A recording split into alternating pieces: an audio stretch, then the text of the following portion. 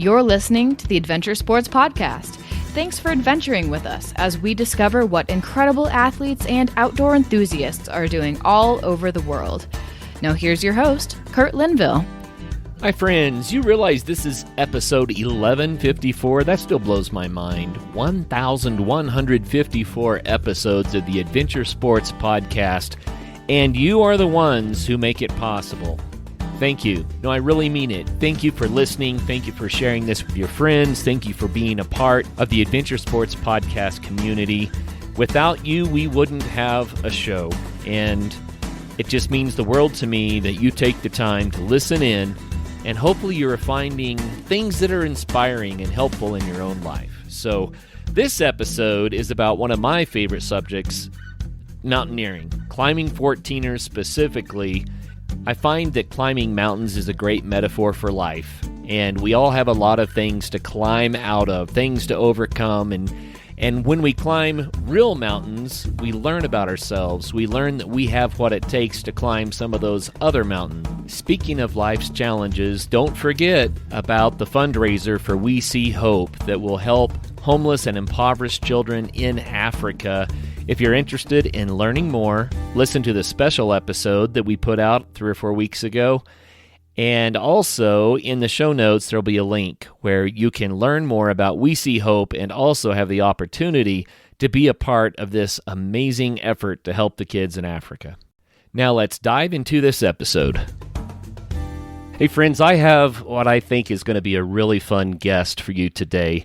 Jeff Jones is one of the gentlemen that is going to climb Kilimanjaro with me next month. And I just met Jeff, like 3 weeks ago or something like that. But what a man. Jeff has always loved mountain sports. He's climbed 14ers. He's done mountain biking. He enjoys split boarding in the backcountry. He has taken up fly fishing in recent years. And he was just telling me before he hit record here how much the mountain sports helped to feed his success in business, as well as really embracing family time. And so we're going to dive into those sorts of subjects today. Jeff was the CFO of Envision Radiology. He's now chairman of the board. He co-founded that company 25 years ago, and it grew to a company of over 2,000 employees. So he's done really well in business, but he credits his hobbies in the mountains as having an impact toward that success. Jeff, welcome to the program. Hello, Kurt. Thank you for having me. It's quite an honor. The honor is ours.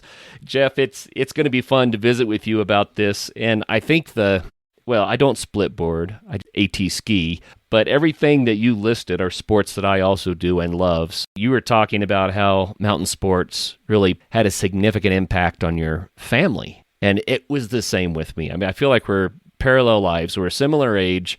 We have a similar story, similar family backgrounds. It's going to be a lot of fun to visit about this. But I think maybe the sport that you did the longest that we both share would be 14ers. Yes. From the very first year I moved to Colorado, I had a friend that invited me. It just piqued my interest and has been just a goal and a desire to just be out and climbing and a lot of backpacking and doing it with a lot of friends and family members. Oh, that's cool. What was your first 14er? My first 14er was Huron Peak, and I was woefully out of shape. I was a young professional working in an accounting firm and working way too many hours and was not in the shape that I should have been in. And it was a husband and wife. They invited my wife and I. We had never been on a 14er. We said, hey, that sounds great. Let's go. They had a 5-month-old baby that he carried in a back. Wow. And we did not let the wives carry anything. So he had a baby, and I had everybody's food and water. Yeah. And it kicked my butt, to be honest with you. And but it was so exhilarating when we got to the summit of that. And it has been in my blood ever since. And that particular climb did motivate me to get in shape for future. That's what it's all about, right? Oh, that's fantastic. And I love your choice of a first peak. I think Huron is one of the best that you can do first. And the reason is because it's very doable, which some of them are more difficult, right? It's very doable. And the reward is, wow, Huron, gorgeous, right? It's fabulous. And I've I've been back on that summit from a different approach. I mean, I've done many of them multiple times, and if I get to repeat one, I typically like to try and find a different approach, just to see Go a something different way. different. Yeah. My approach, speaking of approach, my approach was I just want to climb mountains. And so if someone said, hey, let's go climb a 14er, I'd say, okay. And as a result of that, I've climbed many of them 3 times, many of them 2 times. I wasn't trying to climb all 54 or 58, depending on how you count, so much as I was just like, well, where do you want to go? Let's do it. And so I don't know how many I've repeated over and over and over. That's very much the same with me. I can't even remember where I was in that journey when I thought, hey, I've done enough of these. Maybe I should go get them all. But as we sit here today, I still lack one, and that is Calibra. Of course. That's how you pronounce it, the one that's on private property. Yes. And it's kind of ironic because everybody that I worked with for so many years knew that I was a climber. I organized a lot of backpacking trips. And when I left the full-time role at Envision, that was their gift to me. This is just a couple of years ago. You tell us when you want to go climb Calibra. Here's a homemade gift certificate. We will make the call. We will pay for the reservation. You can invite as many people as you want to. So I have that gift certificate sitting here on my desk waiting to cash that in. So I do plan on doing that. I keep on wrestling with it, Jeff, because I'm close enough to having them all that I could do them all in one summer. I don't know if it's worth it or if I want to, because I just as soon climb the peaks in our valley, the 12 and 13,000 foot peaks we have right here. You get away from the crowds. You get a totally different kind of experience. And I'm just like, well, I don't know if it's it. I know for a lot of people, that's what it's about, is checking those boxes. I totally get it. I think it's great. But for me, I just want to be out in nature. I'm with you totally. And we are blessed to live where we live. That's for sure. I live right at the base of Whetstone. And I can walk out my door and be on the summit of Whetstone in a little over 2 hours. It's fabulous. So wonderful. And Whetstone is how tall now? It's a little under 12.6, just over tree line. Yeah, and it's beautiful. But from the top of it, I can see every 14er in the Elk. Really? That's cool. 14er in the Elks. Let's see if we can name them. Do you count the Maroons as 2 or as 1 in your reckoning? Because they were so difficult and I did the Traverse, I count them as 2. But I really, like you, Kurt, I don't really keep a count. Right. Well, so we have those 2. Then there's Pyramid, there's Capital, there's Snowmass. Castle. Conundrum, if you count those. Conundrum and Castle, right? And is that all of them? I think that gets them all. I think that gets them.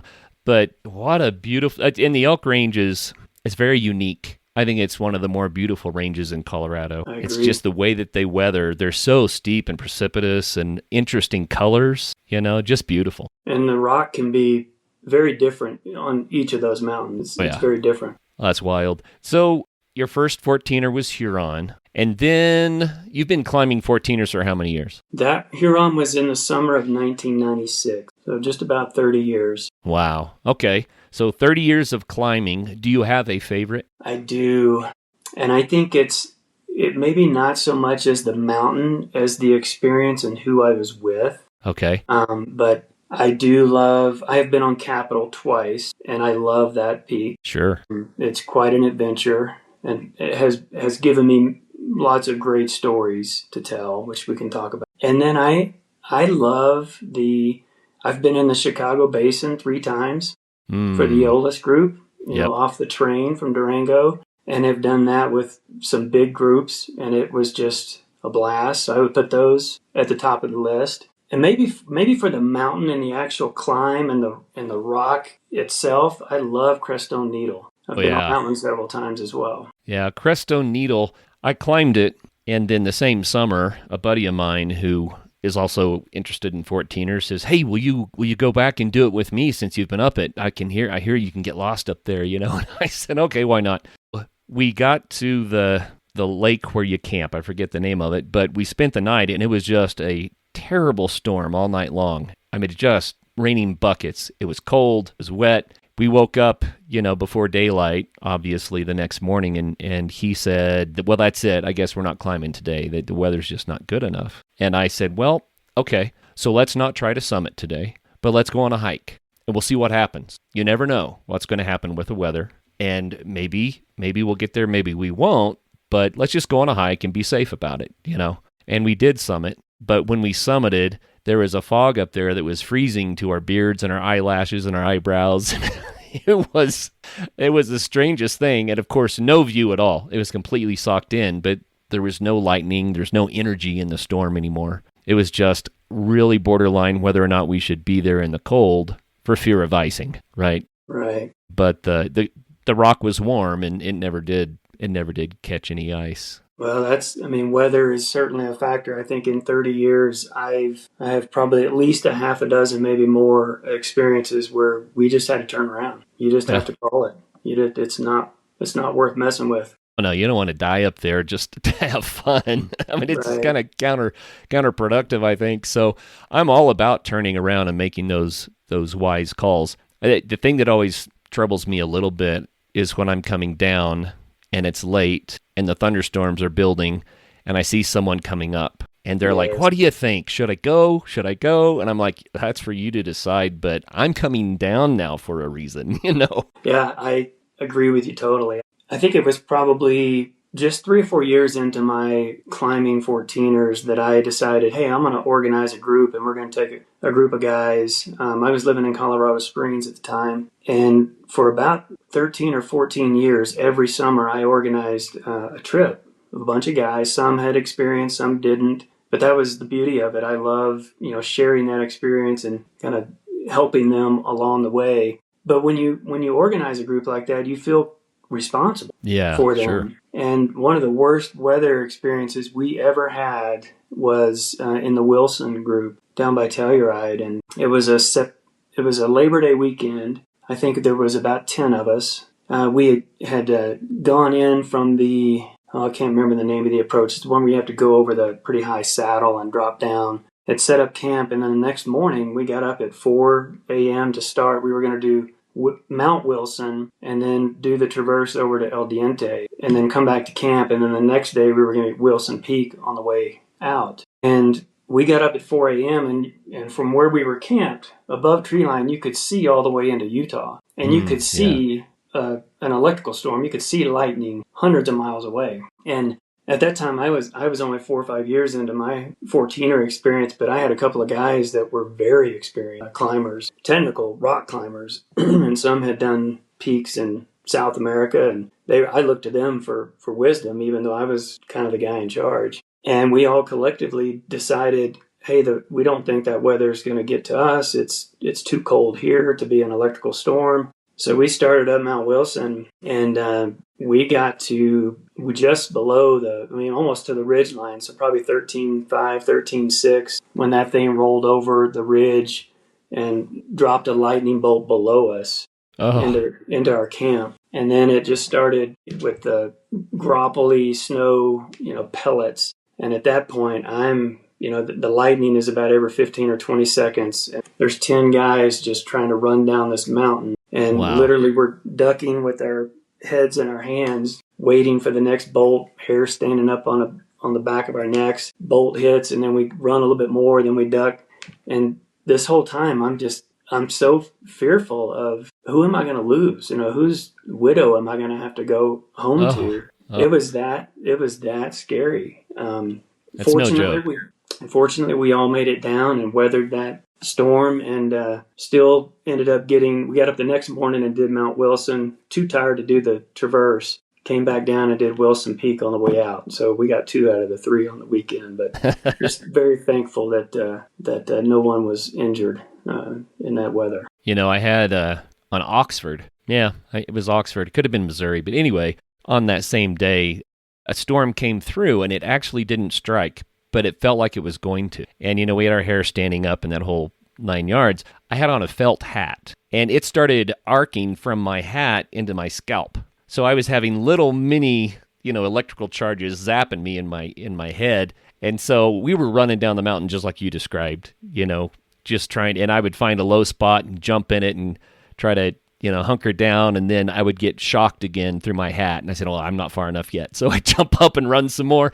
I just kept running until my hat quit shocking me. And I don't know if that was a good judge for whether we were safe or not, but I figured it had to be better. 14ers are fun. They So are just fun. such amazing experiences. So what was it about 14ers that you fell in love with? You know, I was a young boy when my parents were school teachers in Texas, and we spent our summers in Colorado. And I can just remember as a 10, 11, 12-year-old kid, I mean, they didn't take us on 14ers, but we would go four-wheeling, we would go hiking, we'd go whitewater rafting. And I can remember sitting in the back seat of the car when we had to drive back to Texas and just staring out the window, almost, I was too tough to cry, but crying on the inside because we Yes. had to leave the mountain. Right. And so there's always been this draw to the mountain for me. And I think this just being on a summit and looking around at all these mountain peaks, I'm a man of faith, and that just draws me to our Creator and the magnificence of His creation that He created for us to enjoy. And so that's a big part of that draw for me, is that just that solitude and kind of that spiritual experience of being on a peak. But as I alluded to earlier, doing it with people that I love and care for has just brought me so much joy over the years. My wife and she's probably done half of them with me. That's We great. don't keep track. Yeah. I have 4 kids. They're all in their 20s now. They all have a love of the outdoors. I've been on many summits with all of them. And just seeing them at a very young age, kind of scared and trepid, kind of going into it, and then to just take off and, crossing the knife edge ridge on Capitol like it's no big deal. And that it just brings me a lot of joy and satisfaction. My youngest son, I can remember vividly, we were climbing Columbia, and I think he was probably 8 or 9 years old, and he would not let go of his mother the whole way up that mountain. But to see the joy on his face when we got to the summit, and now he is 20, almost 23, 22 or 23, and he did Rainier last year with a buddy of his. Wow, From the that's parking great. lot to the summit and back in one day. Wow. 2 summers ago, he and a buddy flew to Peru and climbed some 1,000-foot peak with skis on their back so they could ski down the glaciers. And I just keep thinking back to that 8-year-old boy that I remember seeing just clutching onto his mom. And so it's that part of the journey and the experience that just brings me a lot of joy and satisfaction. Absolutely. I remember different times when my kids were experiencing something new and challenging because of 14ers or backpacking or, whatever it might be. And it's just like what you're talking about. They're just kind of like, oh man, it's such a different sort of a environment for most people. But then they realize what they're capable of doing. And I think that feeds a self-confidence, and especially when you have to persevere physically, when it's a long hike and it got really tough, maybe the weather's not great, it's too cold, all the things, but you persevere and you come out the other side and it's kind of like, oh, I can do that. But then in other areas in life, when things get rough, I think it can help people to say, wow, I know I can get through this because I've been through some hard things. Hey, Jeff, I've got to take a moment to tell our listeners about a new sponsor on the Adventure Sports Podcast. This is Campfire Ranch. I've known the founder of Campfire Ranch for several years, and he's got a really cool thing going. He has various locations where you can do various outdoor sports all over the place, but we're going to talk about his one in Bella Vista, Arkansas today. Campfire Ranch is on a mission to energize places through creating meaningful human experiences in the outdoors. At all their locations, whether that's a campground or trailside lodges or even backcountry huts, their goal is to help you stay the way you want so you can spend more time getting out there and getting after it. Campfire Ranch Little Sugar is a trailside lodge located in Bella Vista, just north of Bentonville, Arkansas, the mountain bike capital of the world. The lodge features 7 private bedrooms with en-suite bathrooms and communal spaces for gathering, meeting others, and relaxing after a long day on the trails. Little Sugar has immediate access to 160-plus miles of public trails purposefully designed for mountain biking, gravel biking, trail running, and hiking, and easy access to the food, art, and music scene of downtown Bentonville nearby. Just go to campfireranch.co/ASP to receive your exclusive listener discount for 15% off nightly base rates at Campfire Ranch Little Sugar in Bella Vista, Arkansas. It's valid today through December 31st. Ready for this? 2026. Again, that's campfireranch.co/ASP. Notice, not .com. This is .co/ASP. So, Jeff, we were just talking about how challenging experiences in nature and the outdoors can really empower us in everyday life. Absolutely. And we, and my family, we've used some of our stories from some of our trips correlating to things in life. Yeah. I'll share another story. I actually have a couple of them, but one of them was, so my daughter, who is our youngest, when the summer that she graduated from high school and was preparing to go off to college, I asked her, "Hey, what do you want to do this summer? What could be a daddy-daughter thing?" She just looked at me and said, "I want to climb as many 14ers as we can." Oh, that's great. I said, "That sounds awesome. I don't even care what they are. If I've done them before, I would love to do them with you." And so we set off on a stretch of 7 or 8 weeks. We summited 8 or 9. I lost track. I didn't even count them, but it was so much fun. There were a couple of times during that summer. I can remember one vividly. It was back in the Wilsons. We had gone and backpacked in. My wife was with us. It was just me, my wife, and my daughter, my 2 favorite ladies in the whole world. And the other kids, all 3 other kids are boys. So we set up camp, and my wife wasn't feeling great, and so she didn't attempt to summit. But the next day, my daughter and I, we summited Wilson Peak, and then our plan was to climb Mount Wilson. And there was a lot of snow. This was kind of earlier in the summer. And when we got back down to the valley in between the 2 peaks, she was already saying, "Oh, Dad, I don't think I've got the to do this. I think we should just go back." And I said, "Well, why don't we just sit here at the base of this mountain? We'll look and we'll kind of map out," because the standard route was all full of snow, so we were going to have to do a little bit of deviation. And I said, "Why don't we just sit here? Let's get something to eat, and we'll make a decision in 15 or 20 minutes." And I could tell in her mind she'd already given up. Yeah. I wasn't going to force her to climb that mountain, but I encouraged her because I knew she could do it. And that's the thing, as you were saying, sometimes we see the potential in them and we believe in what they can do even more so than they do sometimes. Yeah. And so finally, after 15 or 20 minutes of encouragement and just saying, "Hey, I don't know if we'll ever be back here together anytime soon. Are you sure you don't want to just do this thing?" And she's like, all right. Well, we took off up that mountain and she destroyed it. I mean, we killed that thing in a short amount of time. The weather was holding. It was great. And I have this picture of her, right at the top where the class 4 move is, and there's a lot of exposure. I have this beautiful picture of my daughter on that, near that summit, and it's hanging in our wall, in our hallway right here. And I'm reminded of that all the time. And so now I have this great connection with her when she's at a crossroads facing something difficult in her life. Right. And you remember sitting at the base of Mount Wilson? You remember those conversations? You remember how hard that decision was? But remember when you got to the top of it and how much joy and excitement and exhilaration there was in that experience? It was worth it. And so we just have that connection, and I love that. So good. So good. And I believe in adventure sports for families. I also believe in adventure sports for singles, adventure sports for everybody. But I really have just benefited so much from them personally. But seeing all the things that our family enjoyed together and how it drew us together, many people say the teenage years are difficult, and I understand that. But for our family, I think it's because we just spent so much time backpacking and climbing and what have you, but we just look forward to having fun together, Absolutely. And teenage years are hard. They were hard. Even some of the things in their 20s are hard. You just have to parent in a different way. I think you're right. The cheerleader and the encourager. Let them see the potential that you see in them. And that kind of leads to a lot of the things I have applied to my professional life in leadership.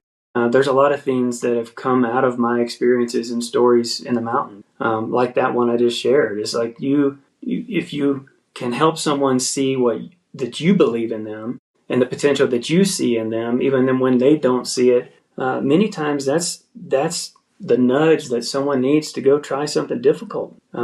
Even if there's a failure, could be an option. I'm a firm believer that, maybe not in a 14er perspective, but in a professional work perspective, if you learn from your failure, I'm okay with it. At least you have the courage to step out there and do it. And so I think there's a lot of life lessons, leadership lessons in that. Another story I'll share with you is, as my kids got into the more and more summits and they started realizing, hey, we kind of like the harder ones. Let's go get some of the harder ones. And I was a little reluctant at first to start taking them up some of the harder ones. This was early on before my daughter's graduation summer, where we did some really difficult ones like I just described. But it was not too many years ago, and my youngest son said, hey, let's go do Capitol. And of course, my daughter, I think she was 16 or 17 at the time, was like, yeah, I want to go. And so at that point, I knew that they had the ability to do Capitol, as you know, as one of the harder ones. And so we scheduled a weekend, and they invited a couple of friends. My son invited a couple of friends. And I had been climbing with these friends before, and I knew what they were capable of, so it didn't concern me to take them into Capitol. But it turned into quite an experience that really grounded us in many different ways. It was a very busy weekend. I think it was another Labor Day weekend several years ago, and we were hiking in after having been met from different places. My son at the time was in Boulder, so he came from Boulder. He was in school. We came from Colorado Springs. We had another friend meet us from Summit County. And so we all met at the trailhead and we're hiking in with a lot of excitement and energy to set up camp and summit the next day. And we were only a couple hours into that hike when we heard the helicopter buzzing around. Wow. And then you could hear it before you could see it. And then when it came around the mountain, you could see it, and it had a gurney attached to it, which is never good. And we didn't know exactly what was happening, but a little bit further into the hike, the kids were ahead of the adults. It was my wife and I and one friend were the three adults. And then the kids were up, I say kids, they were 18, 19, so they're technically adults. They had met some hikers coming down and were in an exchange with them that we came up on the very end of the conversation. Well, turns out these hikers had witnessed a woman fall to her death that morning on tragic. Capitol. It was very, very tragic. And we came up at the back end of this conversation, and you could just see it in our kids, like the fear that struck them, and how much that just changed the mood of everything. And we sat down and we had that conversation. Hey, do you still want to do this? Yes, it's a dangerous thing. You're all prepared to do it. You're all capable of doing it. And if you want to do it, we'll keep going. And they said, yeah, let's keep going. But the rest of that afternoon, and even sitting around the camp that evening, I could just see in their eyes there was a lot of fear and a lot of concern. Well, I had been on Capitol before, so I knew what we were getting into. And the next morning, we get up early to summit. And the other two adults, my wife, again, wasn't feeling great, and we made it to K2, and the other adult dropped out. So now it's me and my youngest two kids and two friends. And I had full confidence that they could do it. But just to see them kind of fight through and find the courage to continue on that hike, we made it. I have these beautiful pictures of the kids on the knife edge. You can see, my daughter's leading, and you can see that she's a little fearful that her older brother is right behind her on the knife edge, giving me a thumbs up. And so we make it to the summit. We make it down. The remainder of that weekend, there were two more helicopters that came in to that valley. These two were rescues, not recoveries. But it just reminds you of, hey, these mountains are for real. They are no joke. And I think back on that experience and what it taught me, again, some leadership things, that how I was able to encourage them and help them overcome their fears, and to see them progress across that difficult terrain and you could see the confidence start building. not an overconfidence where they were doing things recklessly, but just being cautious and doing the things and being engaged with the mountain that you're supposed to be. And it was just a great experience for us to work through that as a family. And in fact, when we got down and we all headed back our different directions that night, we got home to Colorado Springs, and my youngest son, got back to Boulder, and he sent me a text.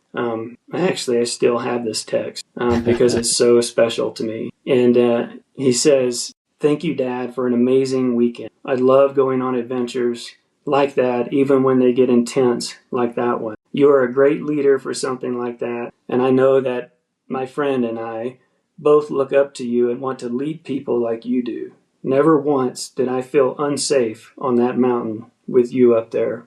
Love you, Dad." So that's from a 19-year-old, at the time, 19-year-old son. And I will cherish that forever, that we have that connection. And I see him now, 3 or 4 years later, in the things that he's doing in his life and how he's leading people. And again, it gives me so much joy to be on this journey and to see that through my kids. Oh, that's such a great story. It's a beautiful story too. The psychological challenge of it, knowing that there had been a fatality and then saying, okay, are we being silly or unwise, to continue, and then having to overcome. I mean, had you turned around, that would have been a good decision too. Absolutely. But you decided to go forward. It was their decision to make. I was not going to force that on them. But I think what happens is that people, they realize that life is like that. There are no guarantees in life. I mean, just, driving to work is probably more dangerous than climbing Capitol, actually. But you'll see fatalities driving your car. The world is full of risk, and we can't avoid it all, but we can be smart about it. And learning how to be smart about risk, that's another lesson that your kids learned from you that day, I think. Hey friends, here at the Adventure Sports Podcast, health is really a priority. That's part of the reason why for over 10 years we've been encouraging people to get out there and have some fun, because when we become more active, it makes us healthier. Our focus on health is one of the reasons that I'm excited about today's sponsor, True Diagnostic. Did you know that your calendar age doesn't always match how old your body truly is? Your biological age, the age of your cells and organs, is actually the number one predictor of your risk for serious diseases like heart disease, cancer, dementia, and more. That's why learning your biological age can be truly life-changing, and that's exactly what the True Age test from True Diagnostic helps you do. It's a simple at-home test. You just prick your finger and then use the provided packaging and a prepaid envelope to send the sample in for testing. No doctor's visits required, no labs, but you'll get great information that can help you to be healthier and understand how you're doing with your own health habits. Now, I always joke that I'm 23 years old. You've heard me say that forever. Obviously, I'm quite a bit older than that, but I'm curious to find out what my biological age is. It's kind of eye-opening when you learn that your biological age, if it's just 5 years older than your actual age, your risk for major diseases can go up by 30 to 50%. That's kind of a wake-up call. But due to epigenetics, and this is the part that really inspires me, up to 90% of biological aging is driven by lifestyle. That means the way that we eat, move, sleep, manage stress, all these things play massive roles in how fast or slow our bodies age. That aligns with the Adventure Sports Podcast so much. So I'm taking the test. I'm excited to find out the results. And in addition to my biological age, True Diagnostic also provides a personalized report that's full of science-backed steps that we can all take to slow down aging and improve our health over time. If you care about protecting your health and want to find out what your real age is, head over to truediagnostic.com and use my code ASP to get 20% off your entire order or subscription. That's truediagnostic.com. Use ASP at checkout to get 20% off. Your future self will thank you. Absolutely. And I, even with some of the crazy things that my youngest son has done and his mom still gets worried when he says, "Oh, I'm going to go summit Rainier." But I just well up inside because I know what he's capable of. And I Yeah. know that the proper planning will take place, that the proper gear will be part of the conversations, that the right decision making, if there's any doubt of physical ailments, whatever it is, weather, that he'll make the right decision because I've been with him so much. I have that level of confidence. Yeah. My oldest son climbed Capitol, was it last spring or spring before? Anyway, it was too early, and they got into snow, and he did it with my nephew and some others, and same thing, I knew he would make the right decisions, but he came home talking about it, and they did Capitol in snow, fresh snow. And Wow. I was like, really? But they kept making wise decisions. He said actually the sketchiest part was K2 in the snow. Just finding the right route where you weren't going to slide off of something, I would agree with that. I think the little bit of down climb you have to do off of K2 to get to the ridge line got me a little more than just the knife edge, the famous knife edge. Well, just for the sake of, I always like to use this format to give a public safety announcement. On Capitol, it's actually not a horribly dangerous mountain if you stay on route. If you get off route, you can really get in trouble. And I did get off route. I had a very close call, but I'm still here to tell the story. And I just tell everyone that if you do Capitol, stay on the established route because there are human traps. There are places on Capitol where it looks good and it's not. You cannot shortcut that descent. No. You absolutely cannot. No, and I think that's where I got in trouble. But describe what the knife edge is like. I love the knife edge so much because you can traverse it safely, but it doesn't feel that way. So describe it so everyone knows what you're talking about. Well, it is quite airy. I mean, basically the ridge comes to a literal knife edge and continues on for several hundred feet. And I think there's multiple ways you can traverse that. Our method is to scoot on your bottom, across that, kind of clutching with your feet below you and your hands in front of you. But I have also seen some who will pick one side or the other, place their hands on top of the knife edge with their feet below on that side and just kind of shimmy across that. But it is quite exposed, both sides. A fall from there is probably not survivable. But the rock is very solid, and as long as it's not in your head and you are completely engaged with the mountain, and I always tell my kids, never trust one handhold or foothold. You always have to have two. So if you just methodically take your time, it is not that dangerous. No, it's easy to cross it safely, but I think it's a head game for a lot of people because, you're looking, 1,000, 2,000 feet down on both sides? Right. At least up there. It is up there. Well, what a beautiful mountain. It's a beautiful mountain. Absolutely. I really, really like Capitol. Let's talk about the business side of this a little bit. You've talked about the impact on your family, but did you find that having a 14er to conquer on a weekend, that was like a reset for you, a refresh that made you more effective at the office? Absolutely. I think, in my younger days, I didn't know any better, and I just was charging too hard, many times in my professional life. There are things that I would go back and do differently for sure, but in the thick of all that, trying to grow a business, start a business, and all of the stress and headache that involves, getting out in the mountain was an incredible escape and relief from that. And very much, as you said, a reset, a recharge, to be able to get back in, that next week and start facing the challenges that I'd left there that Friday afternoon.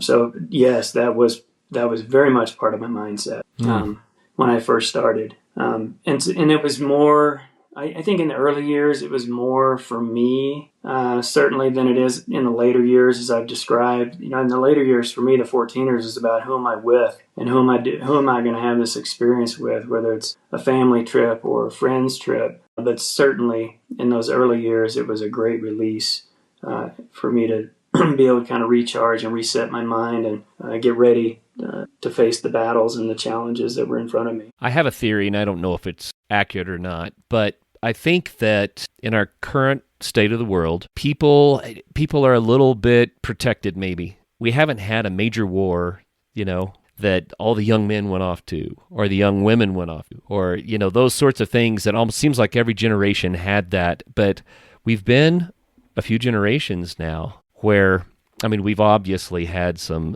major conflicts, Iraq, Afghanistan, these sorts of things. But I'm just thinking about as far as the general population, we haven't had the big challenge that other previous generations maybe had to go through. And sometimes I think that makes adventure sports even more valuable because life didn't provide as many hardships necessarily, at least not as a nation. But by going out and challenging yourself, you can learn and grow in ways that other people may have had to do on the battlefield. And I don't know if that's really a valid analysis or not, but for me, I know as a young man, 14ers represented a bit of a rite of passage, getting up a mountain that I wasn't sure I could get to the top of, getting back down again and saying, I can do that sort of thing. What do you think of that, Jeff? Oh, I agree with your theory. And I've had the enjoyment of being with even young people who have made their first summit. And, wow, yeah.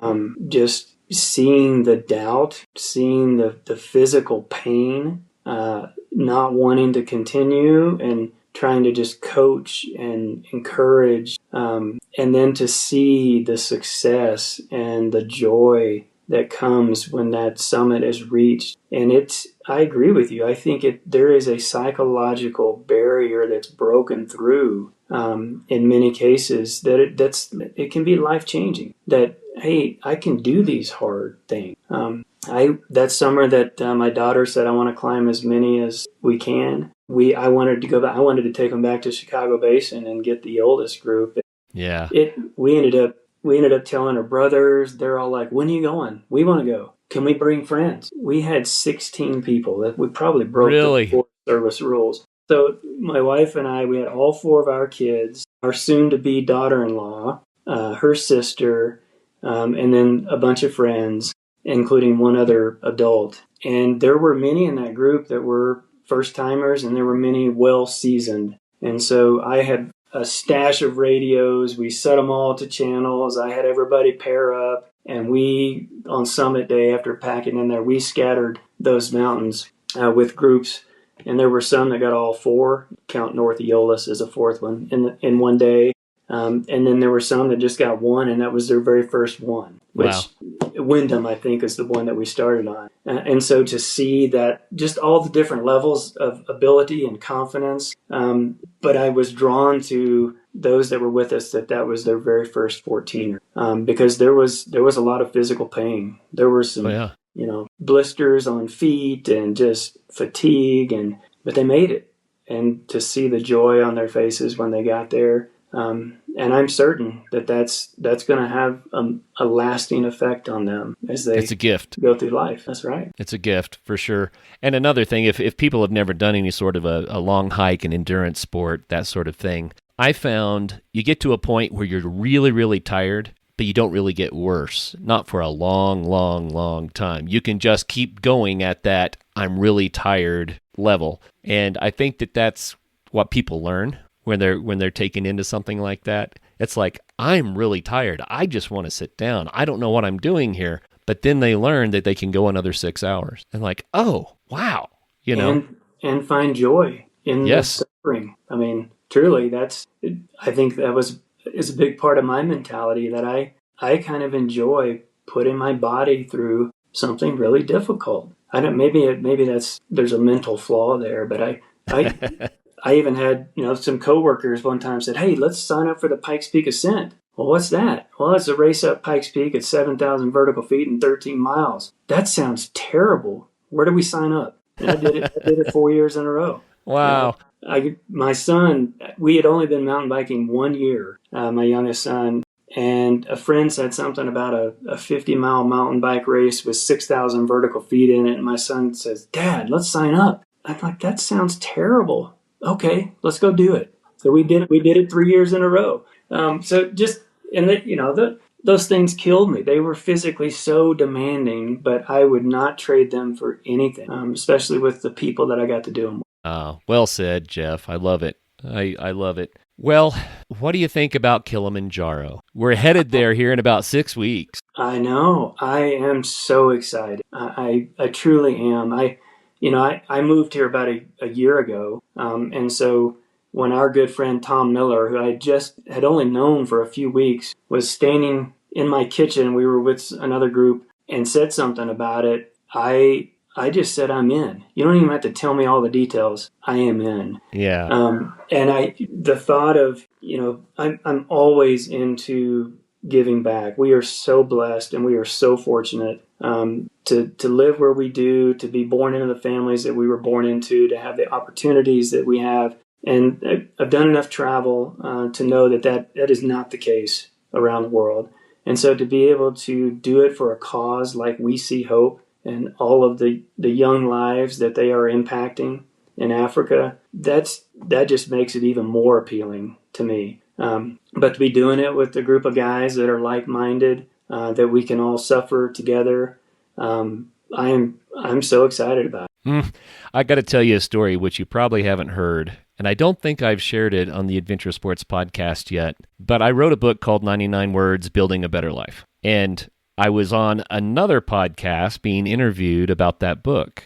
And at the end of the interview, the host said, so what's the bucket list item that you haven't done, that you really have to do? And I thought about it for about 10 seconds, and I said, Kilimanjaro, but I can't just do Kilimanjaro. I said, I got to do it in a way that makes a difference, that helps somebody. That was 1 month before Tom mentioned this trip to me. Oh, it's there for a reason then. Yeah, it blew my mind because Tom, it was in the park, and he came up to me and he goes, you got to do Kilimanjaro. And I thought, what? Kilimanjaro? He said, yeah, we're raising money for We See Hope. And I was like, you got to be kidding me. I just threw it out there and it came right back to me. I said, this is what I've always wanted to do. And Tom handed it to me on a silver platter. Yeah, it is going to be an amazing adventure, and I look forward to it. I just, even in the months leading up to this, I know you had Phil on your podcast. Getting to meet Phil and his wife Wendy and how they founded We See Hope 25 years ago, and the passion and their story, it's just amazing. Phil introduced some of us to the CEO of We See Hope a few weeks ago, and so I got to spend some time with him, and just, well-educated, raised by his grandmother in Kenya, I believe, was the story. And just to see his heart and his passion for what they're doing in Africa, it's just amazing. So yes, all of the listeners, please help support Kurt and the podcast. Jeff, you're on there too. I'm gonna mark it for you. We See Hope is a great cause, so please donate. Well, it is fun for the Adventure Sports podcast to get a little. I just like to see what the score is. But you can also give to Jeff. He definitely deserves it too. But all the money goes to We See Hope. We're paying our own way, and that's important. Sometimes people try to raise money so they can go have fun and whatever. But that's not what we're doing. We're making sure that all the money goes to We See Hope. I think it's going to be fun. Do you want to speculate a little bit about what you think it'll be like? Boy, I've been on so many 14,000 foot summits, but one that's near 20,000 feet, I don't know. And I'm not a young pup anymore. I don't know how my body is going to react. But I look forward to the challenge. Absolutely. Well, I feel similarly. Of course, I've never been above, I guess, 14.4 something, Elbert, whatever that is. That's my highest peak, and I've never been above that. So I thought, wow, I don't even know what 15 feels like, much less nearly 20. Right? Right. So I really want to know what that's about. But I think many of us on this trip are kind of curious how we're going to do because, we're not, like you said, we're not young pups anymore.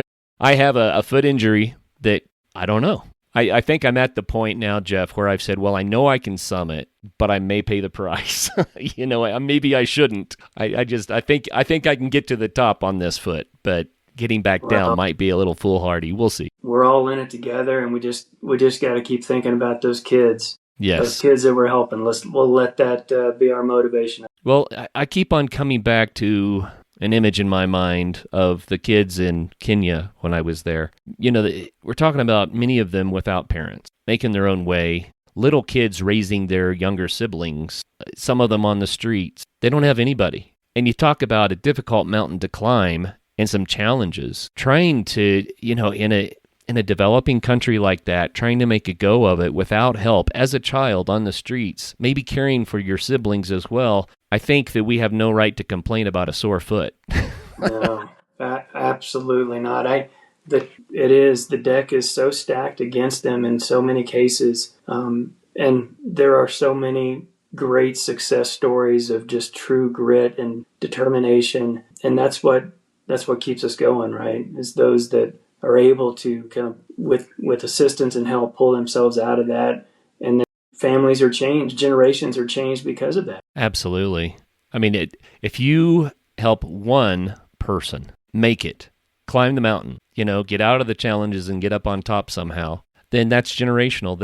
That could last for 1,000 years to countless others because Absolutely. That one person, got a better shot at life. Absolutely. And I love being with others who are like-minded, with servant hearts that want to help. That brings me a lot of satisfaction that we're able to do that together. Nice. I've been so blessed, and I love giving back. My wife and I, we were in Tanzania actually earlier this year serving at an orphanage that had 67 babies, wow. newborn to 3 years old. And to hear some of the stories is heartbreaking, but then to see the hope that's being provided to these children through the organization that we were serving with, it was so impactful.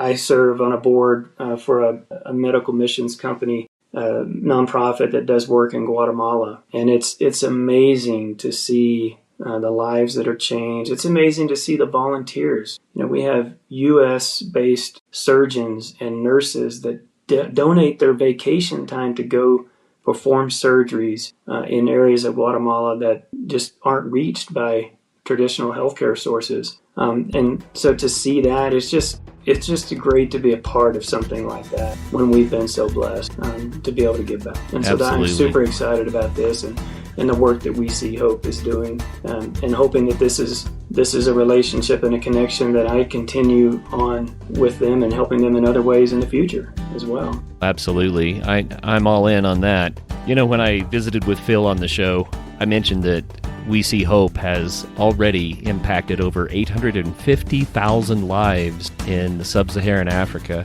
And, a person could say, yeah, we've done great. But Phil didn't. He looked down and he shook his head and he just said, there are millions more. Millions. That's right. So much opportunity to help and create hope for more families. Absolutely. Well, Jeff, thank you so much for coming on the Adventure Sports Podcast. I thoroughly enjoyed our conversation. I'm really looking forward to getting to know you much, much better on this climb up Kilimanjaro. That's going to be a blast. I think we've lived kind of parallel lives. Sounds like it. Yes, very much so. I think you have 4 kids as well. Yep. Probably exactly similar ages. So yes, I look forward to getting to know you better on this journey together. All right. Well, Jeff, thanks so much. And hey, everybody out there, make sure that you get out there and have some fun.